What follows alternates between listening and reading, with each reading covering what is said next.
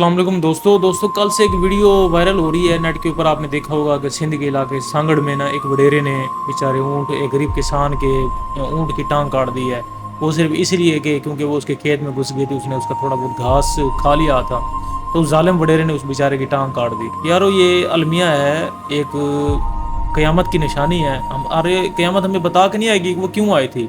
इस तरह के हमें इवेंट देखने को मिलेंगे दोस्तों। वो बेजुबान जानवर है, बेचारा दर्द के मारे करा रहा है, चिल्ला रहा है। आप उसकी वीडियो देखें।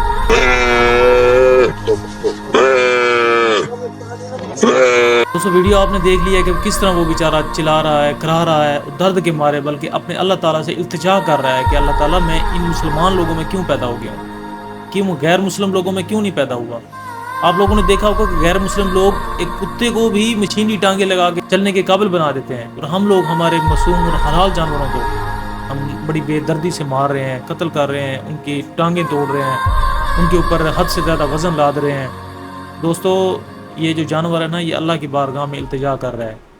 ये वडेरा, मुझे पूरी उम्मीद है इंशाल्लाह ये वडेरा गर्क होगा, और इस तरह के बहुत सारे वडेरे जो सिंध में गरीब इंसानों, जानवरों पर जुल्म करते हैं, औरतों पर जुल्म करते हैं, वो गर्क होंगे इंशाल्लाह।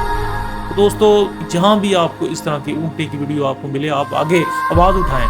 आप कुछ कर नहीं सकते तो इस ऊँटनी के हक़ में आप आवाज़ ज़रूर उठाएं, ताकि अल्लाह ताला की बारगाह में आप भी सुरखरू हो सकें। ये वडेरा इंशाल्लाह गर्क होगा, आप देखेंगे।